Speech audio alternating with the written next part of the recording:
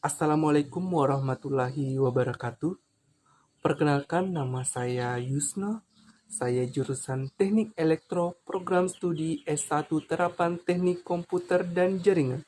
Baik, di sini saya akan menjawab 4 pertanyaan seputar routing konsep.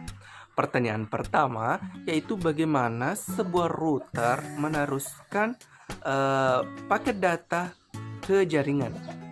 Saya langsung jawab. Router adalah sebuah alat yang mengirim paket data melalui sebuah jaringan atau internet menuju tujuannya melalui proses yang dinamakan routing. Sedangkan routing adalah proses di mana suatu router men-forward paket ke jaringan yang dituju. Suatu router membuat keputusan berdasarkan IP address yang dituju oleh paket. Semua router menggunakan IP address tujuan untuk mengirim paket. Agar keputusan routing tersebut benar, router harus belajar bagaimana untuk mencapai tujuan. Jika menggunakan routing dinamis, informasi ini dapat dipelajari oleh router lain. Sedangkan jika menggunakan routing statik, seorang network administrator mengkonfigurasi informasi tentang jaringan yang ingin dituju secara manual. Baik, saya akan menjawab pertanyaan kedua. Pertanyaannya yaitu bagaimana router menentukan jalur terbaik untuk meneruskan paket data ke jaringan.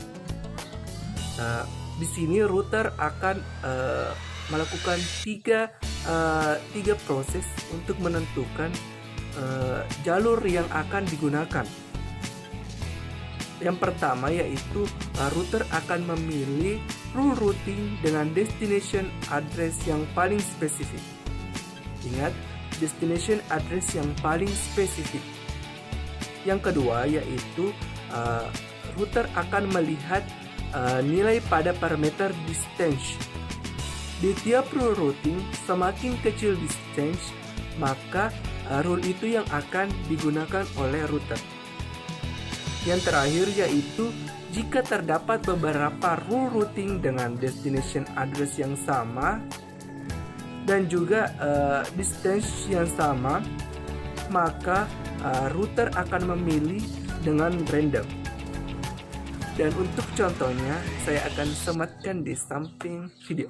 Baik, untuk pertanyaan ketiga yaitu bagaimana struktur dari routing table dan juga routing table tersebut digunakan oleh router sebagai penentu arah routing paket data. Langsung saja saya jawab. Untuk struktur routing table terdapat yang pertama yaitu alamat network tujuan, yang kedua yaitu interface router yang terdekat pada network tujuan, yang ketiga yaitu metrik. Metrik di sini adalah sebuah nilai yang menunjukkan jarak untuk mencapai network tujuan berdasarkan jumlah lompatan atau hop count. Untuk pertanyaan keempat yaitu perbandingan antara routing statik dan juga routing dinamik. Perbandingan pertama yaitu routing statik berfungsi pada protokol IP, sedangkan routing dinamik berfungsi pada inter-routing protokol. Perbandingan kedua yaitu routing statik, router tidak dapat membagi informasi routing, sedangkan routing dinamik, router dapat membagi informasi secara otomatis. Perbandingan ketiga yaitu routing statik, routing tabel dibuat dan dihapus secara manual, sedangkan routing dinamik, routing tabel dibuat dan dihapus secara otomatis.